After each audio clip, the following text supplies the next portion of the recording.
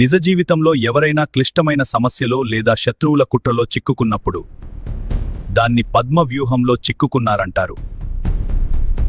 ఈ భయంకరమైన వ్యూహాన్ని నిర్మించింది నేనే, కౌరవుల పాండవుల గురువునైన ద్రోణాచార్యుడని.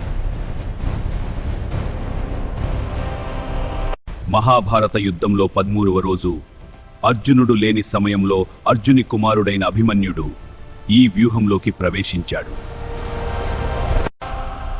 బయటకు రావడం పూర్తిగా తెలియకపోయినా లోపలికి వెళ్లి వీరోచితంగా పోరాడి చనిపోయాడు.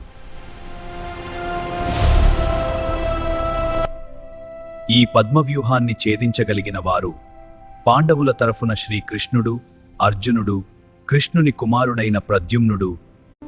ఈ పద్మవ్యూహాన్ని ఛేదించగలిగిన వారు కౌరవుల తరఫున భీష్ముడు, ద్రోణాచార్యుడు, కర్ణుడు, అశ్వత్థామ. ఈ వీడియో నచ్చితే లైక్ చేయండి. పద్మవ్యూహం శత్రువుకు దుర్భేద్యమైన మహావ్యూహం. మొత్తం కౌరవ సైన్యాన్ని తామరపువ్వు ఆకారంలో 7 వలయాలుగా ద్రోణాచార్యుడు నిర్మించాడు. కురుక్షేత్ర సంగ్రామంలో మొత్తం 18 అక్షౌహిణులు అనగా 39 లక్షల సైన్యం పాల్గొంది.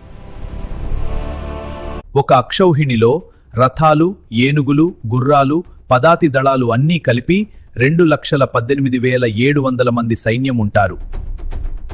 ఇక ఎవరెవరు ఏ స్థానాల్లో ఉన్నారంటే, కౌరవ సేనలను తామరపువ్వు ఆకారంలో నిలిపిన ద్రోణుడు అలనాటి వివిధ దేశాధిపతులను తామరపువ్వులోని రేకుల మాదిరిగా నిలిపి వారి కుమారులను పువ్వు మధ్యభాగంలోని కేసరాలుగా నిలబెట్టాడు.